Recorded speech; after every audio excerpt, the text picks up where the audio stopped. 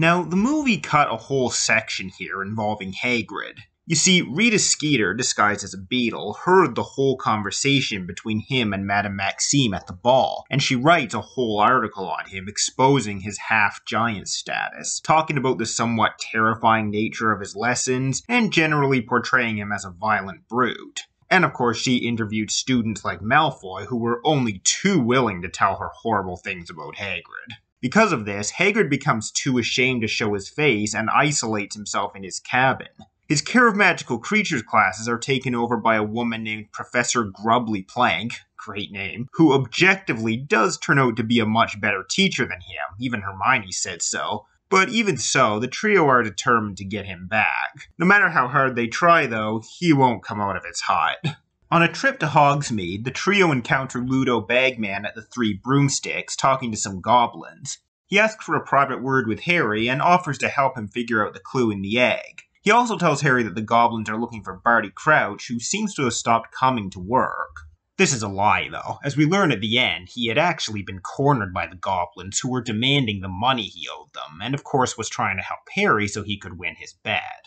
Following this, Rita Skeeter shows up, muttering about what kind of defamatory article she can write about Bagman. The trio angrily call her out over what she did to Hagrid, and Hermione, usually the most level-headed of the three, actually stands up and yells at her. This, of course, pisses Rita off, and as Ron predicts, an article about Hermione will be coming someday. Hermione furiously drags Harry and Ron out of the Three Broomsticks, and they go back to Hagrid's hut, where they find Dumbledore. Dumbledore and the trio manage to convince Hagrid to come back to teaching, with Dumbledore telling Hagrid about letters he's received from former students, insisting that he not fire Hagrid. Harry reminds Hagrid that blood shouldn't matter, after all he's related to the Dursleys, and Dumbledore refuses to accept Hagrid's resignation. Also, Dumbledore mentions his brother Aberforth here, talking about how he was once persecuted for practicing illegal charms on the goat. This is the first mention we get of him in the books, of course, and he will play an important part in Deathly Hallows. So anyway, Hagrid finally agrees to come back, and he tells the trio about his dad and how he died in Hagrid's second year at Hogwarts, and how Dumbledore was the one who chose to keep him on as gamekeeper after he was expelled. He also tells Harry he'd love to see him win the tournament because it would prove to everyone that you don't need to be pureblood to do it. This is what finally gets Harry to swallow his pride and follow Cedric's clue. So yeah, I don't blame the filmmakers for cutting this section. Inevitably some stuff was going to go by the wayside, and this stuff ultimately isn't necessary to the plot. Still, I really like the depth it adds to Hagrid's character. So Harry finally decides to follow Cedric's advice and sneaks out of his dormitory at night under the invisibility cloak into the Prefects Bathroom. He also takes the Marauder's map with him. I mention this because it will play a big part in the book later, though it was completely cut from the movie. In both versions, Moaning Myrtle shows up to help him with the egg. She acts much more cheerful and flirty in the movie. In the book, she seems to be enjoying bossing him around more than anything. And when Harry figures out the egg's clue and how he's supposed to breathe in the lake, she gets offended by him talking about breathing in front of her. I will also say, in both versions, I've always kind of thought, really, Harry? You needed her to tell you to open it underwater? Isn't it pretty obvious that's what you should be doing? Although, to be fair, I also never understood why Cedric didn't just straight up say, open it underwater. Why did he have to be so cryptic about it? So after Harry figures out the egg, the movie cuts right to the trio in the library researching ways of breathing underwater, and in doing so, skips past one of my favorite scenes in the book. A scene that really got me intrigued the first time I read it and caused me to read through the rest of the book so much faster. Harry leaves the bathroom and checks the Marauder's map to make sure the coast is clear, and in doing so, he notices something strange. The name Bartimus Crouch moving around in Snape's office. This is a guy who's supposed to be too sick to come judge the Triwizard Tournament, yet he's sneaking into Hogwarts at 1 in the morning? A guy who's a stickler for rules, yet is sneaking around someone's office? Of course, as we learn at the end, this was actually Barty Crouch Jr. stealing ingredients for the Polyjuice potion. Harry's curiosity gets the better of him, and he decides to go see what Crouch is up to. On the way, however, he gets trapped in a trick step in one of the staircases and can't move. The Marauder's map and the egg both fall to the bottom of the stairs, with the egg opening and making the screaming noise. Filch, hearing the noise and thinking Peeves is up to something, arrives, though since Harry is under the invisibility cloak he doesn't see him. He does find the egg though and thinks Peeves stole it from a champion. Snape then arrives and he tells Filch that someone has been going through his office and he wants to find who did it.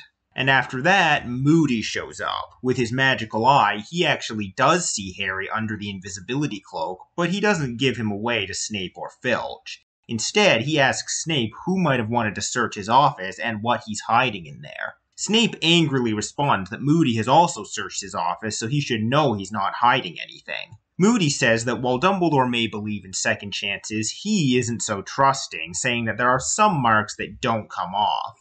We obviously don't know what he's talking about yet, but as we later learn, he's referring to Snape's past as a Death Eater. Snape even grasps his left forearm where the dark mark is after Moody says this.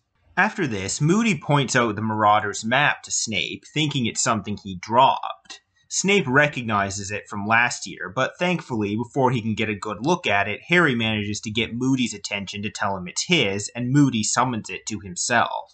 Nevertheless, Snape puts two and two together and figures out that Harry is somewhere here under the invisibility cloak, which Snape also found out about last year.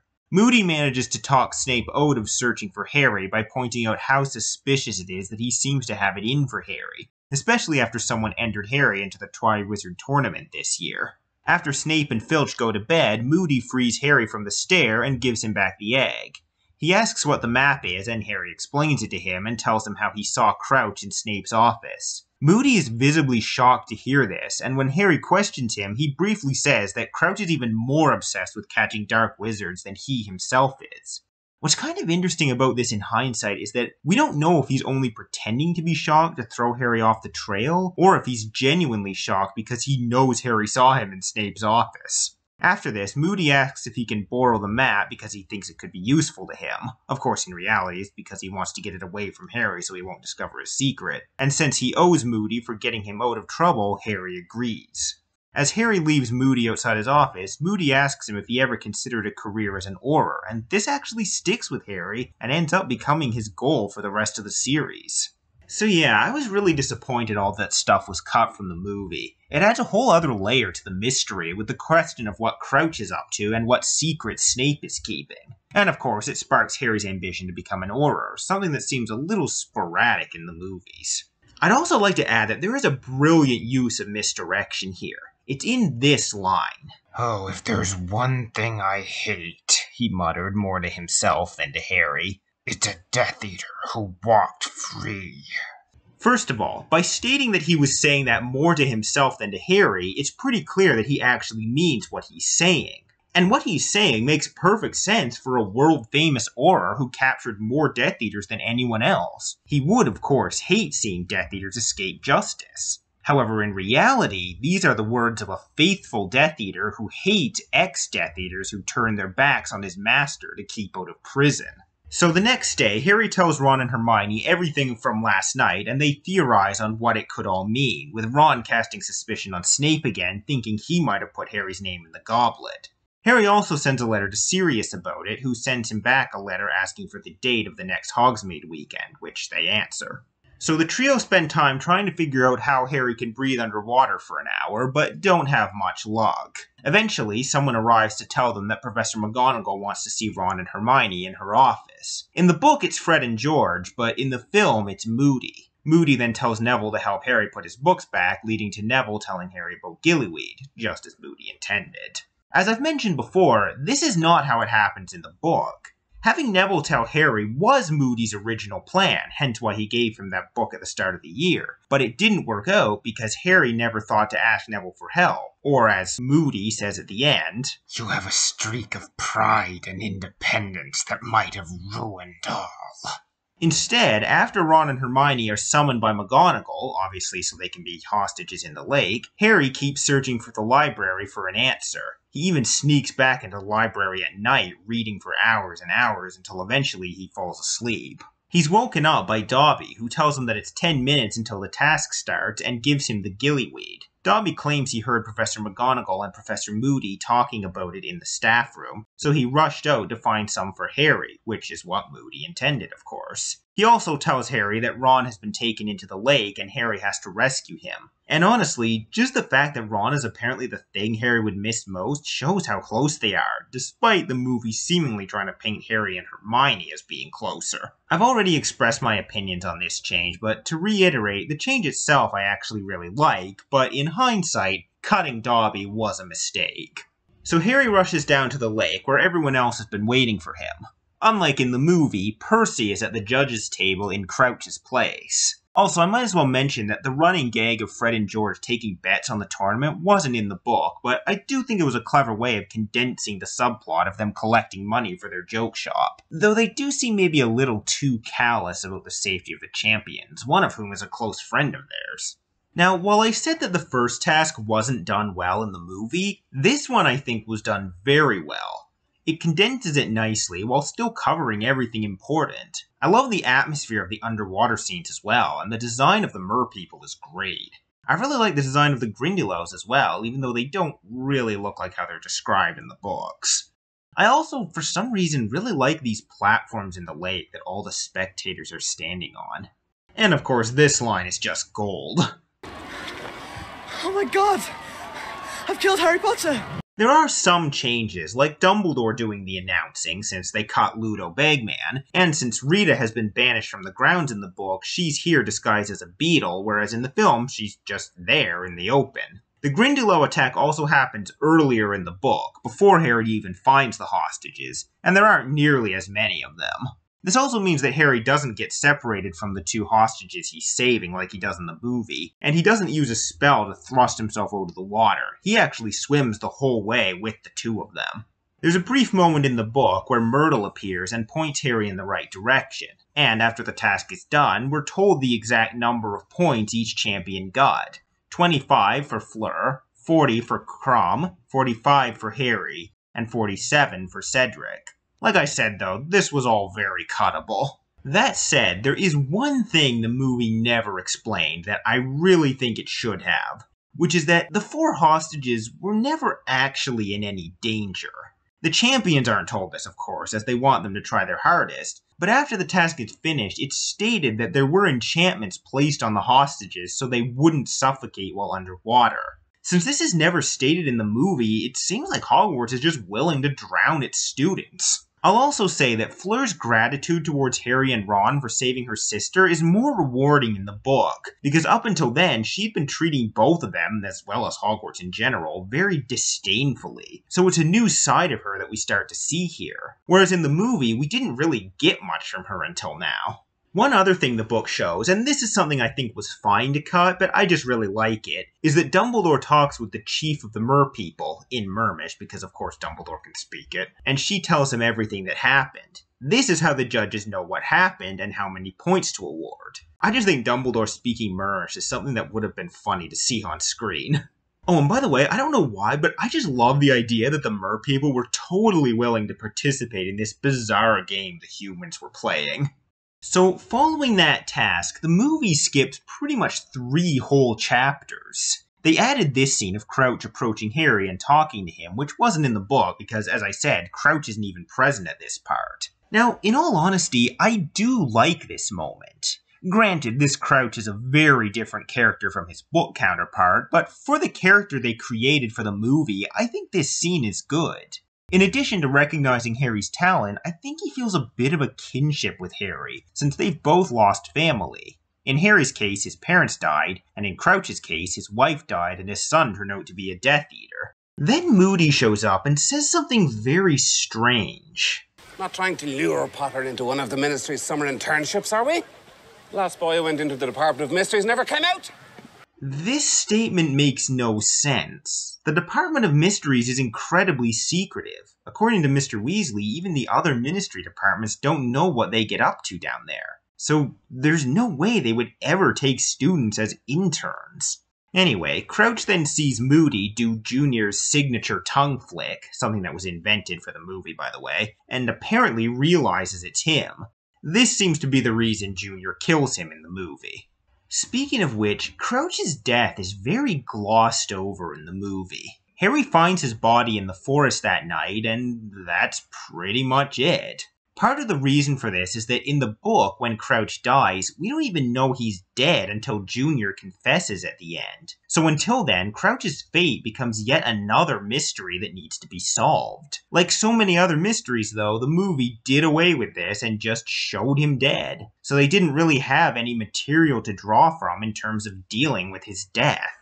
There is a deleted scene, however, that shows the trio discussing his death and what the Ministry is likely to do about it. I'll cover this up, you watch. Fudge will sell his soul before this gets out in the Daily Prophet. Why? Look, nobody liked Crouch. I know this from my father. Loads of people wanted him dead.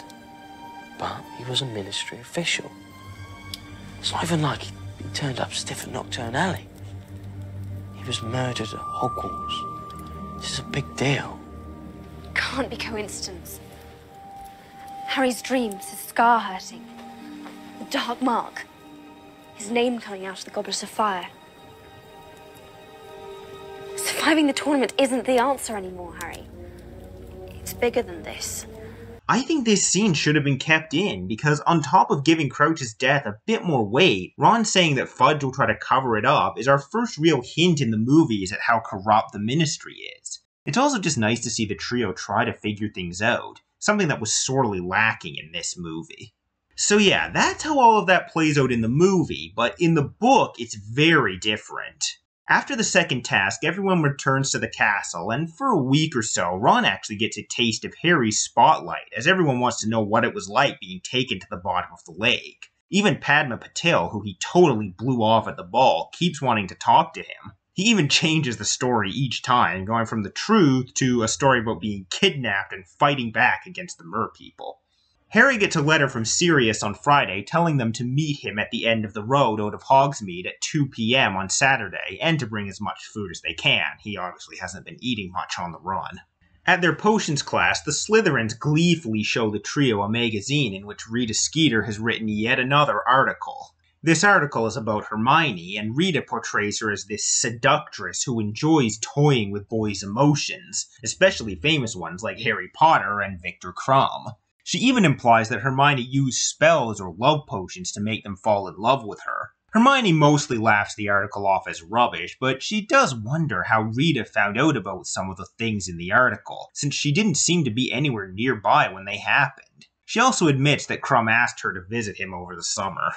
Unfortunately, Snape catches them talking. He finds the magazine, and being Snape, he reads the entire article out loud to the class, much to the Slytherins' delight. He then separates the trio, putting Harry at the seat right in front of his desk. He continues to quietly talk down to Harry while he's working, and ends this with a warning about breaking into his office again. Since he figured out Harry was out of bed that night, he assumes he was the one who broke into his office. This is where he shows Harry the Veritas Serum, aka Truth Serum, and threatens to slip him some of it. This doesn't happen until later in the movie. Also, unlike in the movie, he doesn't mention Polyjuice Potion when talking about what was stolen from his office. I thought that was too much of a clue in the movie, to be honest. Honest. Karkaroff then arrives, wanting to talk to Snape, saying Snape's been avoiding him. Snape insists he wait until after class. When the class is almost over, Harry deliberately knocks over one of his bottles, making a mess and giving him an excuse to duck down and listen while mopping up.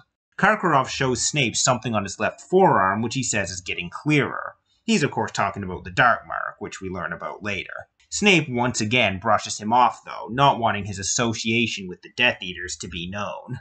Following this, the book cuts to the next day, where the trio go to Hogsmeade, buy food, and then go meet up with Sirius, in his dog form of course, who leads them to a cave in the mountains and transforms back into a man. Buckbeak the Hippogriff is there also. He just kind of disappeared from the movies after the third one, which I suppose is understandable. Gotta save on CGI. So the trio discuss several things with Sirius in this scene. They go over the details of what happened at the Quidditch World Cup again, with Sirius suggesting that whoever conjured the Dark Mark probably stole Harry's wand in the box where they were watching the match from. They also theorize on Barty Crouch's mysterious illness and why he might have been searching Snape's office. This is where Sirius tells the trio, and us, the whole backstory of Crouch, as I explained earlier. His rise through the Ministry, his cruelty and ruthlessness in fighting the Death Eaters, the fact that he was the one who had Sirius arrested without a trial, and of course his fall from grace when his son was arrested. In the book, this is the first we learn anything of Crouch's son.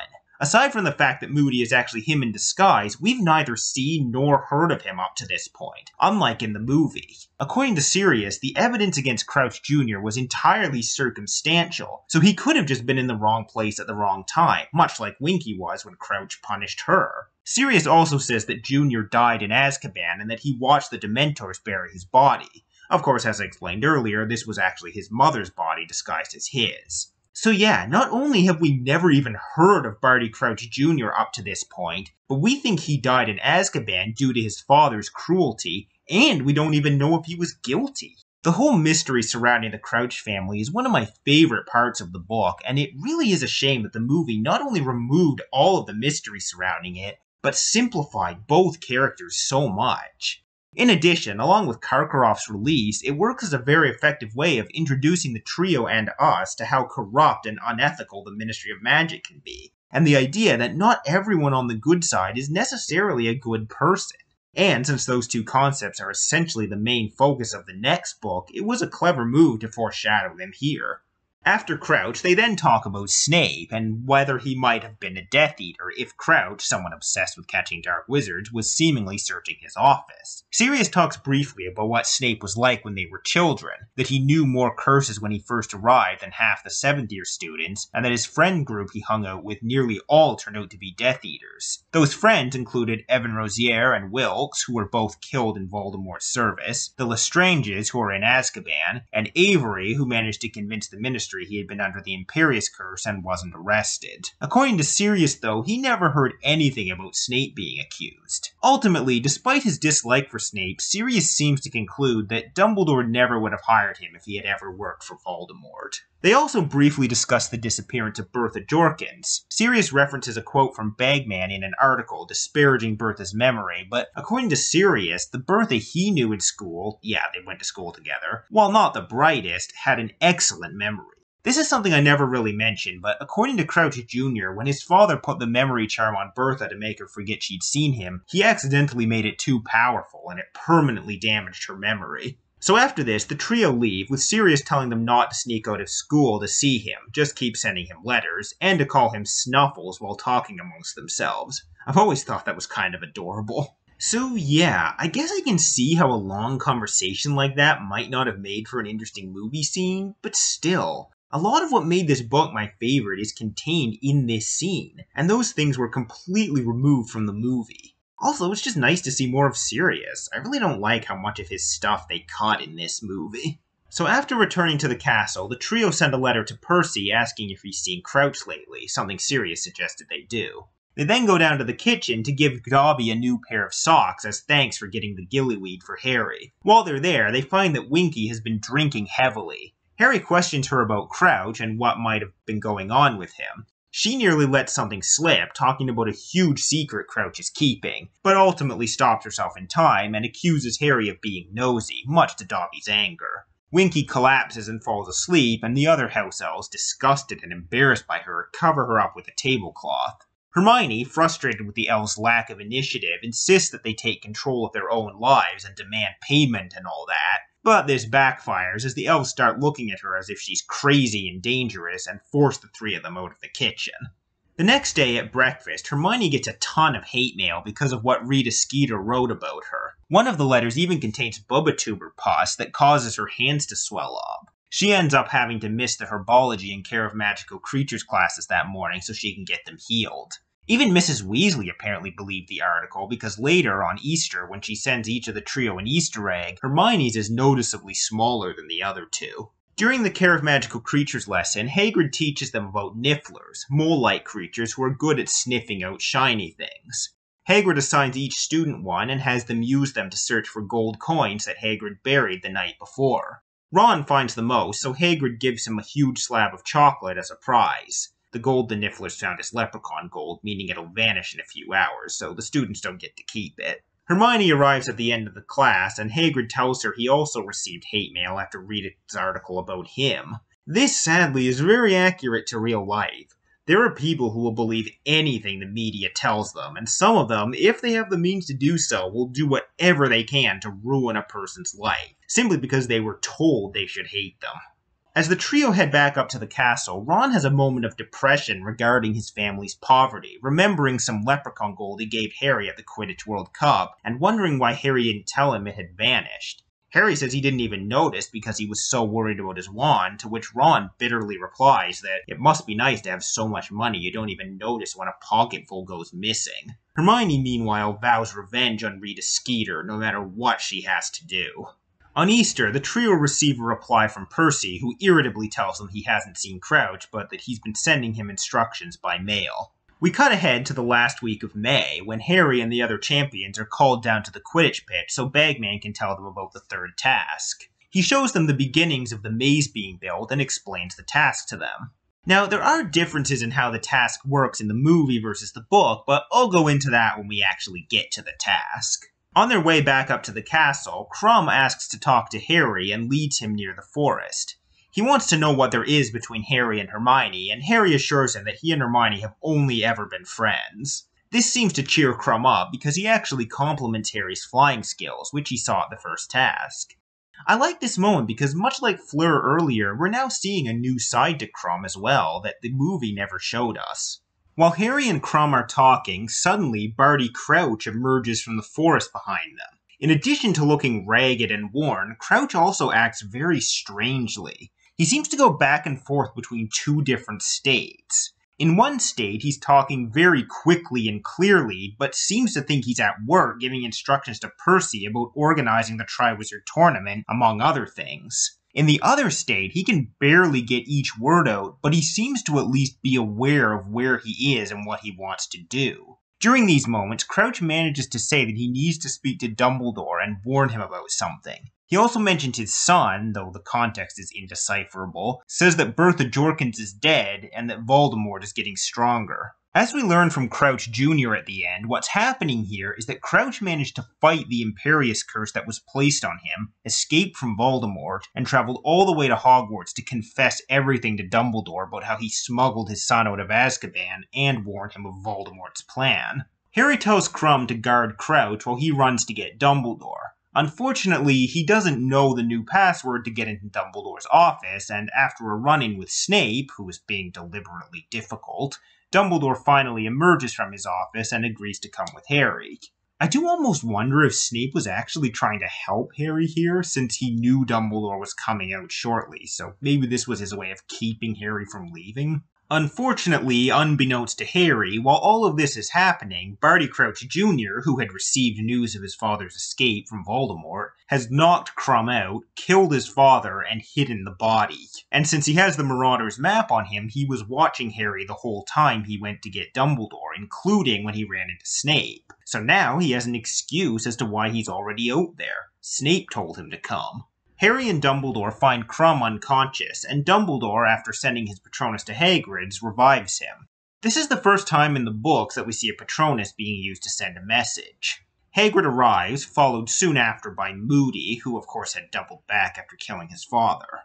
Dumbledore tells Moody to search for Crouch, and Hagrid to get Karkaroff, seeing as it's his student that's been attacked. When Hagrid returns with Karkaroff and Krum says that Crouch attacked him, he wasn't looking so he assumed it was Crouch, Karkaroff instantly turns on Dumbledore, believing the whole tournament to be rigged and that Dumbledore and the Ministry are conspiring to take out the non-Hogwarts champions. He then spits at Dumbledore, which enrages Hagrid, who grabs him by the throat and slams him against a tree, demanding he apologize. Dumbledore orders Hagrid to let him go and take Harry back to the castle. On their way up, Hagrid rants about Karkaroff and the foreign visitors in general, saying none of them can be trusted. Clearly, Madame Maxime's reaction to him calling her a half-giant deeply affected him. Harry tells Ron and Hermione about what happened, and they theorize about it, wondering whether Crouch really did attack Krum or someone else attacked them both. They also, of course, send a letter to Sirius about it. After sending the letter, they hear Fred and George arrive, talking about blackmailing someone. Ron demands to know what that's all about, but they refuse to talk. They're of course talking about blackmailing Bagman into giving them the money he owes them. Later, the trio go to see Moody to ask if he found Crouch. He claims he didn't, and the four of them theorize further about what might have happened. Of course, Moody is just straight up lying. He does tell Hermione, much like he told Harry before, that she should consider a career as an Auror, which leads to this kind of funny moment. "Yeah, someone could have pulled him onto a broom and flown off with him, couldn't they?" said Ron quickly, looking hopefully at Moody as if he too wanted to be told he had the makings of an Auror. Moody doesn't say anything like that. Finally, Moody tells the three of them that as much as they might want to investigate this, there's nothing they can do right now and should focus on the third task.